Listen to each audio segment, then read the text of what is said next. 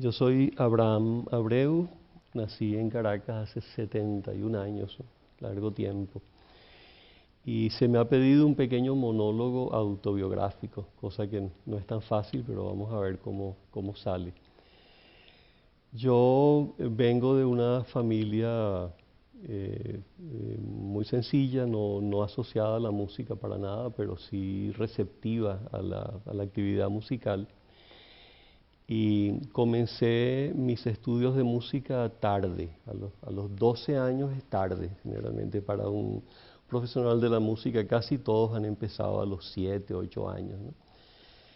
Mi primer maestro de piano, porque ese es el instrumento que me ha acompañado toda mi vida, fue un personaje sumamente interesante. Él no era realmente un músico profesional en el sentido de que él no se ganaba la vida como músico, era un inmigrante venido de Europa después de la guerra, de Alsacia, se llamaba Jorge Wix. Él fue mi primer maestro, estuve con él 2 años, y yo diría que su mayor virtud era el haberme dejado una enorme libertad. Yo entré en el piano con una enorme pasión, con un deseo tremendo, y en esos 2 años cubrí lo que normalmente se hace en 4 o 5 en los estudios formales, porque después entré en la Escuela Superior de Música en Santa Capilla con el maestro Moisés Moleiro, ya en 5.º año de piano, que fue algo pues muy ventajoso para mí, dado que yo había perdido mucho tiempo empezando a esa edad tardía de 12 años. El maestro Wix era organista, era pianista, pero le interesaban mucho más otras cosas. Tengo entendido que él fue el primero que puso en Caracas un restaurante vegetariano, algo bastante curioso. Y era un hombre que practicaba de manera empírica la medicina naturista, y tengo entendido que estaba siempre metido en los barrios, ayudando a gente muy pobre con métodos de curación. Personaje bien interesante que después lo perdí de vista, no supe más nada de él durante muchos años. Vino luego la etapa con el maestro Moleiro, maestro famoso, compositor, pianista.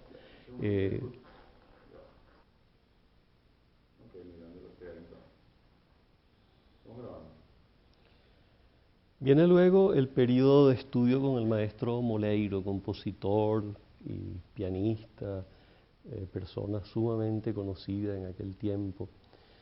Fueron unos 4 años muy gratos. Se dice generalmente que los más grandes profesores en todo el mundo siempre han sido gente sumamente árida, grandes disciplinarios, a veces se los dice hasta tiranos, ¿no? Eso es una experiencia que yo no tuve. Todos mis maestros eran hombres gratísimos, benévolos, que me permitieron desarrollarme con una gran naturalidad, ¿sí? Nunca sentí presión en ningún momento de mis estudios.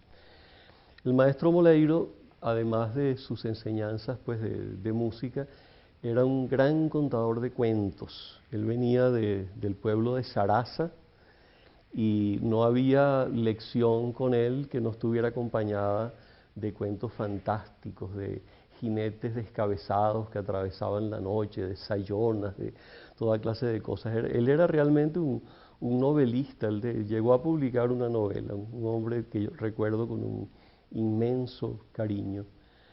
Vino después un periodo de 4 años en Estados Unidos. Recibí una beca y pude ir a estudiar en la Universidad de Yale, que es una universidad muy conocida.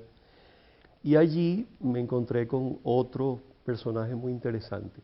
En el siglo XIX hubo dos grandes maestros de piano, dos grandes formadores de pianistas, entre muchos, pero hubo dos muy destacados, que fueron Franz Liszt, el grandísimo compositor y pianista legendario, que se dedicó mucho a la pedagogía en la segunda mitad de su vida, y un maestro, un pedagogo que no fue un concertista activo, sino un extraordinario formador de pianistas que se llamó Theodor Leschetizky, que vivía en Viena. Ellos dos trabajaron a fines del siglo XIX. Y son muchos los grandes pianistas del siglo XX que vienen de esas dos líneas, a veces de las dos al mismo tiempo, ¿no?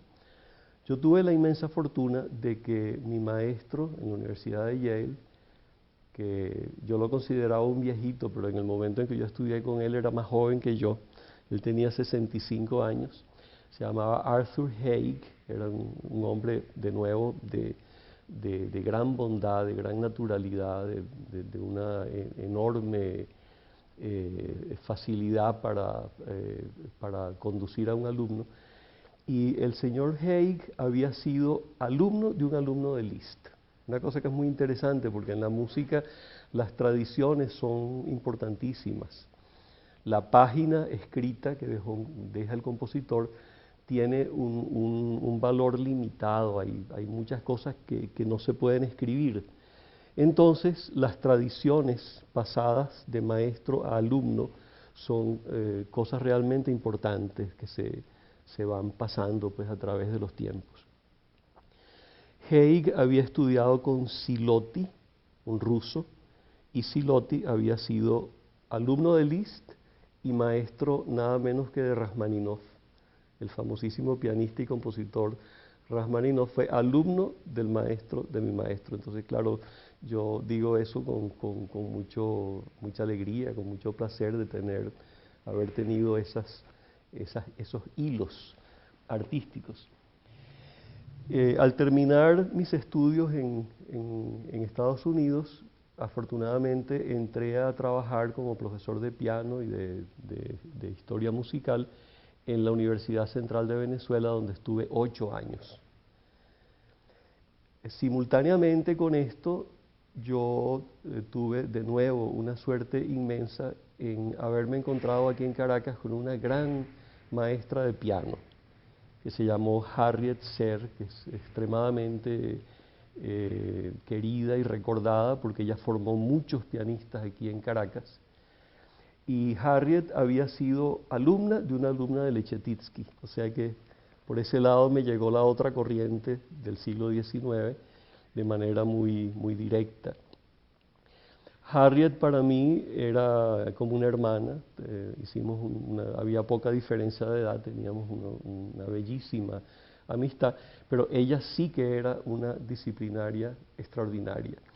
El trabajo con ella fue muy arduo. Ella, después que yo estaba ya graduado y tocando obras de gran dificultad, ella quiso llevarme a cero otra vez, empezar de cero en el piano, con las cosas más sencillas. Y eso fue fascinante, ¿no? Esa especie de regreso pues, a las bases fue algo que siempre atesoraré porque fue algo increíble. En esa época yo estaba muy enrumbado más hacia la pedagogía que hacia el concertismo. Yo daba conciertos ocasionales, pero sobre todo me estaba dedicando a la enseñanza del piano, de la historia de la música y de la apreciación musical. Después de esos 8 años pasé a trabajar de la Central a la Universidad Simón Bolívar, que se acababa de crear en 1970, y allí me quedé hasta mi jubilación. Estuve allí 23 años enseñando ingenieros, matemáticos, físicos, dándoles rudimentos de la música, ¿no? Al mismo tiempo ocurrió algo muy curioso, y es que en los años en que enseñé en la Central, yo tenía a mi disposición, por casualidad, en el aula donde yo daba clases, que era un sótano, por cierto, por allá debajo del aula magna, un clavecín. El clavecín es un instrumento del barroco, es un instrumento de cuerda pulsada. Es como una guitarra con teclas o un arpa con teclas, un instrumento que hoy día tiene una gran relevancia. Y yo me fui enamorando de ese instrumento paulatinamente, tanto que desde el año 70 hasta el año 85 más o menos, prácticamente no di conciertos en el piano, sino solamente en el clavecín. Y desarrollé pues una actividad, un repertorio en ese instrumento tan maravilloso que fundamentalmente es para la música de los siglos XVII y XVIII. Los compositores principales allí son Domenico Scarlatti, Juan Sebastián Bach, Händel y otros. Gracias a esa inquietud por el pasado, de nuevo, quiso la vida darme una oportunidad formidable y estuve por un tiempo muy corto, pero muy intenso, trabajando con el que se acepta, como que se considera como el gran personaje, el gran gurú, el gran maestro del clavecín, que fue Gustav Leonhardt en Ámsterdam. Yo estuve con él solamente un mes, pero en ese mes él me dio clase casi todos los días y fue algo muy precioso, pues un músico realmente increíble. Esa actividad en el clavecín me llevó a hacer del año 93 al 98, 99, un ciclo en la Asociación Cultural Humboldt que me permitió tocar toda la obra de Bach para clavecín en 20 recitales. Eso es una oportunidad muy grande, ¿no? Yo siempre estaré agradecido a la Asociación Cultural Humboldt que me permitió hacer eso, porque es como un actor que interprete toda la obra de Shakespeare, más o menos esa es digamos, la analogía, la relación. Eso fue algo maravilloso. A lo largo de todo ese tiempo, entonces estuve sumamente activo dando clases en la universidad, dando recitales, dando conferencias. En 1990 ocurrió algo especial y es que se formó un pequeño grupo de cámara formado por Ulises Ascanio, Antonio Mallorca, Florentino Mendoza y yo. Eso eran 2 violines, un violonchelo y un clave o clavecín o piano, y yo alternaba entre los 2 instrumentos. Y con ese grupo que se llamaba el Ensamble de Caracas, yo pude recorrer toda Venezuela. Durante 3 años estuvimos haciendo muchísimos conciertos por todo el país, cargando con un clavecín, que no es cosa fácil. Y eso fue muy grato, ¿no? Descubrimos muchos lugares, muchas personas, muchas anécdotas. Entre las muchas que recuerdo es que en la ciudad del Tigre, que en aquella época no tenía ni remotamente el esplendor musical que tiene hoy, porque como todos saben, Venezuela hoy día es un país lleno de orquestas por todas partes. Donde uno vaya hay una orquesta y hay jóvenes tocando y algunos jóvenes tocando muy bien y hay, digamos, una cultura musical que avanza rápidamente. En aquel tiempo, cuando estuve por allá, era mucho menos, era realmente, el Tigre era un pueblito, ¿no? Todavía. Y entonces recuerdo con mucha diversión que una de las piezas famosas de clavecín se llama La Gallina, de Jean-Philippe Rameau, un compositor francés, ¿no? Que tiene el tema, es como el cacareo de una gallina.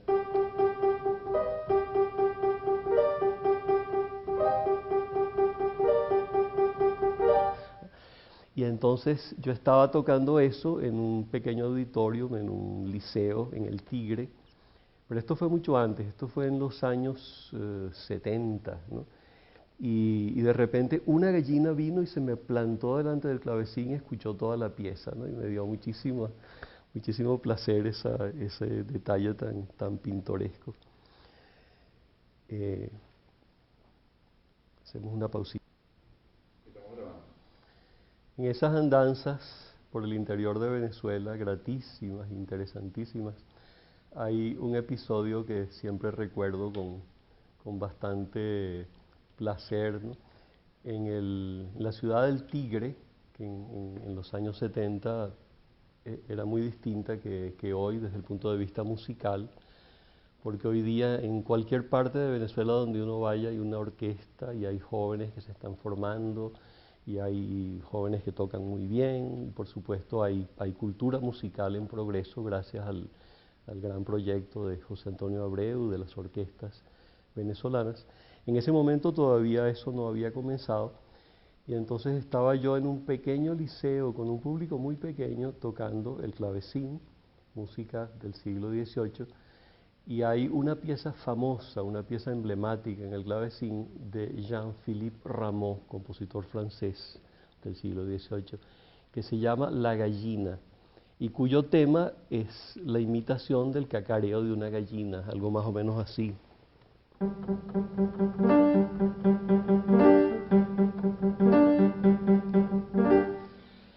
Y entonces estaba yo tocando la pieza cuando de repente se acerca al clave una gallina que andaba suelta por allí y como que le gustó la pieza porque se quedó paradita frente al clavecín y me oyó la pieza completa, un momento inolvidable en mi carrera de clavecinista. De los años 70 también es importante recordar 3 giras que pude realizar por Europa. Esas giras fueron realizadas gracias al esfuerzo, al interés, a la generosidad de una persona especialísima que es María Angelina Celis, que en ese momento estaba al frente de una fundación llamada Fundación Mito Juan Pro Música.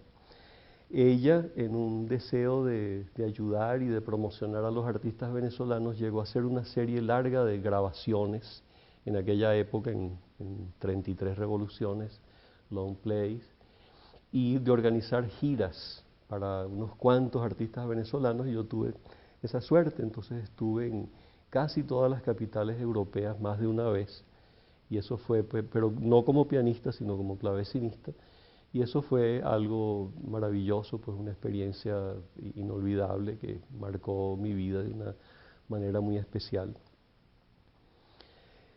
En cuanto a la actuación con orquestas, yo fui ejecutante de celesta y de piano con la Orquesta Sinfónica Venezuela por varios años y a lo largo de los años he actuado junto a directores muy importantes como el propio maestro José Antonio Abreu, Alfredo Rugeles, Eduardo Marturé, entre los directores extranjeros Helmut Rilling. He tenido pues mucha suerte en trabajar con maestros de gran categoría, aunque mi carrera frente a orquestas ha sido relativamente limitada.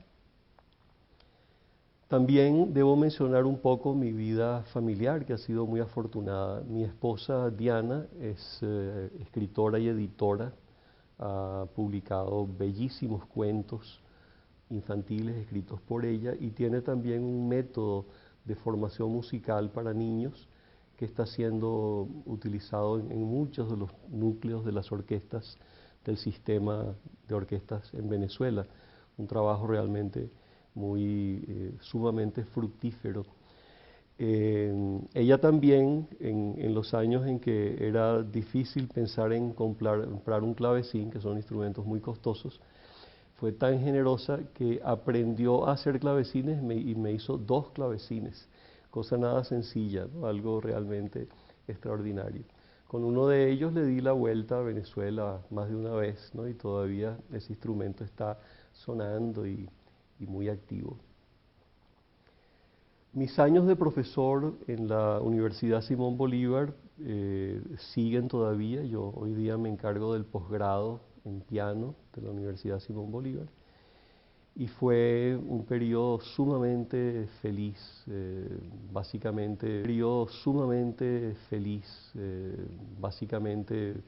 un grupo de colegas y yo formamos ahí un programa de formación musical para ingenieros, físicos, matemáticos, es una universidad básicamente tecnológica y científica. Y bueno, eso fue gratísimo porque el nivel de los estudiantes allí tradicionalmente ha sido muy alto, entonces se podía aspirar a hacer un trabajo bien serio y bien profundo. ¿Qué parejas ahí? En la actualidad, yo diría que estoy más enamorado del piano que del clavecín. Yo pasé, bueno, cerca de 30 años muy activo con la música del barroco, con la música de Bach y de Händel y de Scarlatti.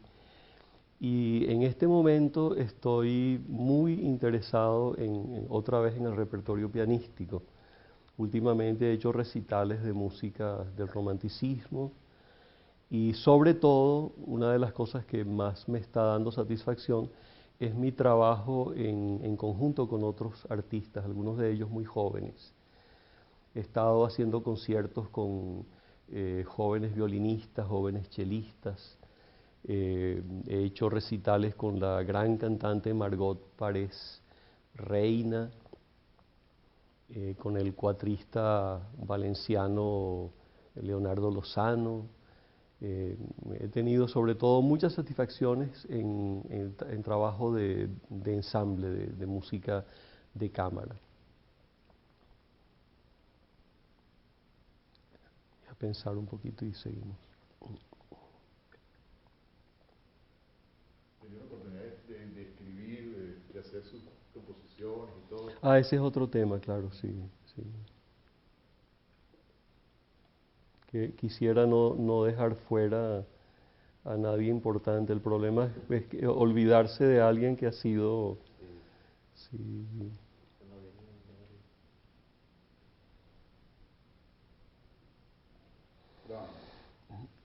Bueno, a menudo en entrevistas y en conversaciones siempre le preguntan a uno si uno ha abordado la composición, ¿no? Porque básicamente yo he sido intérprete y pedagogo, ¿no? La verdad es que sí he compuesto, pero ha sido en pequeña medida y más que nada por razones de amistad, ¿no? He compuesto piezas de guitarra, por ejemplo, para amigos guitarristas. He experimentado mucho con música electrónica, pero para mí mismo, para mi diversión, ¿no? Como no juego ajedrez ni hago deporte, entonces he pasado muchas horas inventando música que nunca será pública porque la considero simplemente una actividad muy privada, pero que me ha resultado interesante. Yo tengo dos hijos, Marien, que vive en Italia y es matemático, también toca el violonchelo, y Aldo, mi hijo mayor, es un flautista reconocido, ha tenido una carrera importante y él es profesor en el Conservatorio New England en Boston. La flauta de él es la flauta dulce, la flauta que sobre todo se usa para música antigua, ¿no? Él ha tenido una trayectoria muy buena y durante un breve periodo, cuando todavía los dos vivían en Venezuela, tuvimos un trío barroco familiar, del cual queda un disco que está en internet, se puede conseguir, Trío Barroco Abreu, ¿no? Aldo, Marien y yo tocando música del barroco. Eso es muy fácil de conseguir a los que son duchos en los misterios de internet. Así que bueno, he tenido una vida muy llena de satisfacciones y creo que las jóvenes generaciones podrían explorar esos mundos que son tan interesantes, el mundo del clavecín, el mundo de la música barroca y por supuesto pues el mundo del piano y de la música clásica, romántica y contemporánea. Bueno, mucho gusto, ha sido un placer. Estos muchachos son unos magos. Sí, yo estoy seguro, sí. Bueno, durante los últimos años de la década de los 70, el rector de la Universidad Simón Bolívar me pidió que yo organizara una especie de festival que se realizaría el día del aniversario de la universidad, que es el 19 de enero. Entonces, eso fue un proyecto muy bonito, que tuve mucho apoyo de la universidad. Y el proyecto consistió en lo siguiente: se le encargaba a 3 compositores consagrados, gente como Carreño, como Lauro, como Sauce, ¿no?, como Gonzalo Castellanos, Evencio Castellanos. Se les pedía escribir una obra encargada, pagada por la universidad, un encargo, una cosa importante para el progreso del trabajo del compositor. Y ellos, al mismo tiempo que nos entregaban una obra escrita especialmente para nosotros, formaban un jurado para un concurso posiblemente de compositores más jóvenes de Venezuela. Era un concurso nacional. Eso era el primer año. Al siguiente año, el ganador del año anterior se sumaba al jurado, al nuevo jurado. Cada vez se trataba de ir cambiando los maestros. Y entonces había un jurado en donde a 3 compositores consagrados se le unía posiblemente un joven ganador del premio anterior. Eso le daba al concurso una dinámica muy peculiar. Y así se pudieron encargar y producir y oír, presentar en público, no recuerdo el número, pero ciertamente más de 20 obras nuevas para el repertorio venezolano. Dentro de ese contexto, a mí me tocó la fortuna inmensa de haber participado en una composición del maestro Antonio Lauro, el famosísimo guitarrista.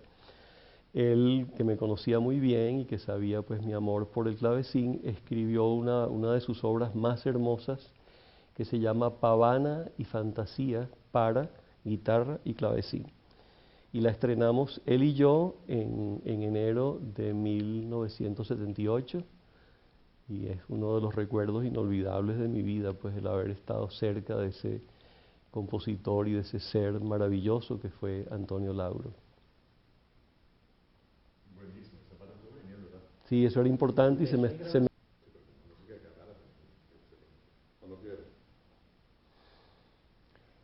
Bueno, aunque no puedo decir que tengo una gran discografía, algunos discos pude hacer.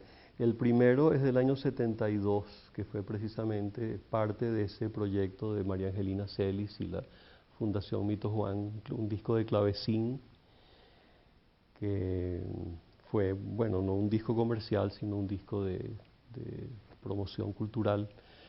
Después de eso, la Universidad Simón Bolívar me apoyó en publicar varios discos, uno dedicado a la música de Bach, otro en donde toco 3 instrumentos. Toco clavecín, clavicordio, que es un instrumento diferente, aunque a veces se los confunde, y piano. Ese fue un disco que me dio muchísimo placer. Y más recientemente hice un disco para no sé si llamarlo firma o el sello Cacao, que produce unos discos muy bellos con un material gráfico y un material literario excepcionalmente rico, ¿no? Y ese es un disco al piano con música de Federico Chopin, que salió hace un par de años. Y también está pues el disco que les dije que estaba en internet con mis 2 hijos, que ese fue también una producción de la Universidad Simón Bolívar. Esa es mi discografía.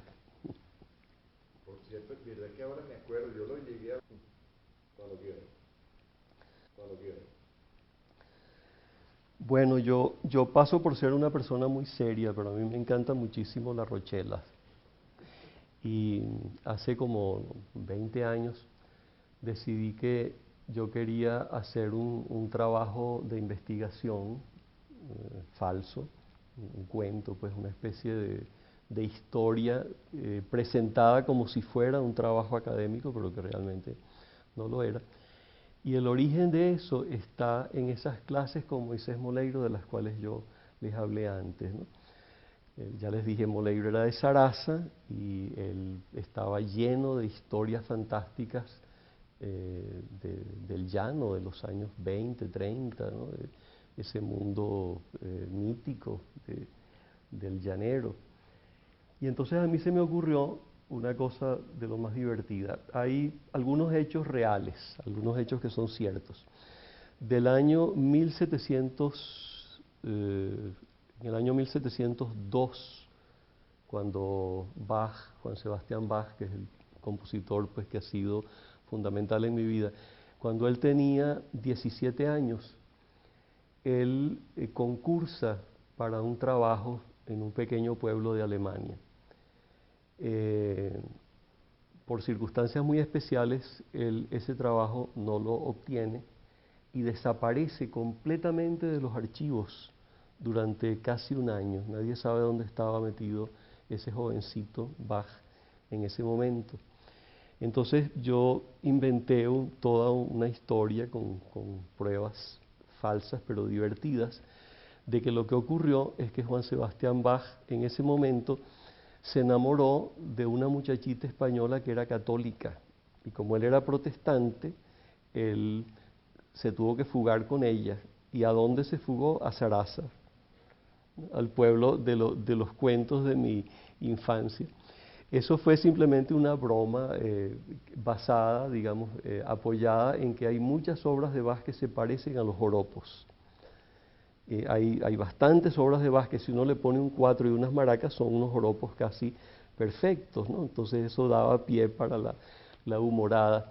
Y en el año 2000 el gran director de cine venezolano, premiado también como un gran artista, Luis Armando Roche, leyó la historia, se entusiasmó con ella, hizo una película, el guión lo hizo junto con mi esposa Diana, ellos dos trabajaron el guión, y salió un cortometraje muy bonito que ha sido ya divulgado y que me permitió entrar un poquito en el mundo del cine, que es absolutamente fascinante. Después de eso, más nunca veo yo una película de la misma manera, ¿no?